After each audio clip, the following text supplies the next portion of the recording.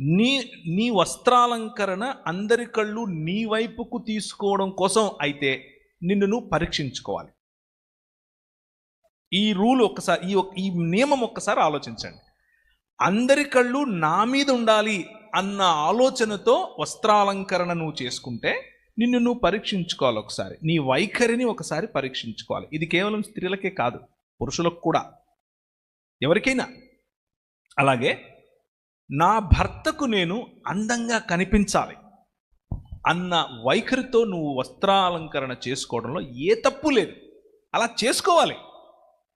నీ భర్తకు నువ్వు అందంగా కనిపించకుండా సింపిరిగా ఇంట్లో ఉంటూ బయటకు వెళ్ళేటప్పుడు ఓ పూసేసుకుని వెళ్ళావనుకో, ఏం కమ్యూనికేట్ చేస్తున్నావు నీ భర్తకి? అనుమానాలు. He is not important.